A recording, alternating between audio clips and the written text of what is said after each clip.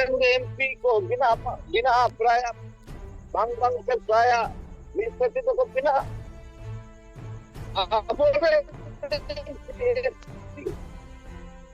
jadi सঠিक জমির পর জমি সঠিক ভাবে জমি আবরেন বিয়াপুনিয়া দলে গোটে রাজ্যে তো আবকে রাজ্য মুখ্যমন্ত্রী করে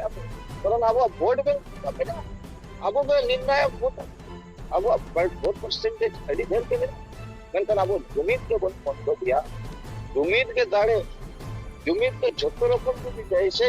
8% जुमिद से होना तो कोई लाभ पाई गया उन्होंने कोई लाभ पाई गया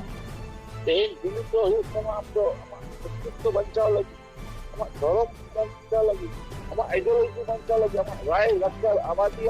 आगामी प्रजन्म एजुकेशन बचाव लगी जुमिद तो ही समाप्त क्या कदर 10 बजा लगी तो अपना भी गया संगठन सेना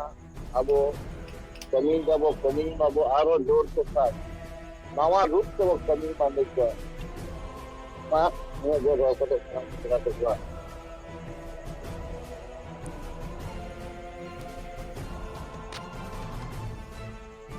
अबू पारगाना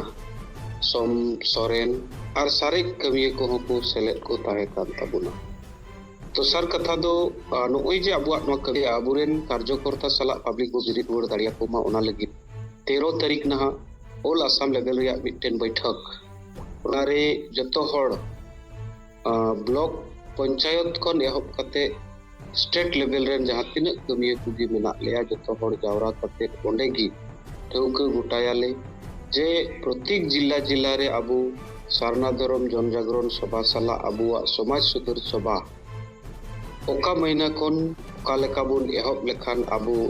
ओनारिया इम्पैक्ट समाज चेतान रे बढ़ती खन बढ़ती पड़ावा ओनाकु चेतान रे सावसला जाति जनगणना आसाम रे आदिवासी को एसटी सला हासा जगह ओरेना विषय ते हो गालमारा उरिया 13 जून हिल ना ले ठौकु का नोआगी अबु नोआ जूम मीटिंग दराते सनम कुइन बड़ाई चुका बुना और सावसला अबुआ कमी होरागी मुचद मिटन कमी होरा करना जहाते नोआ समाज जुदी जीवित दाड़िया खान आर बांखान नोआ समाज तो चबा गया सरीगी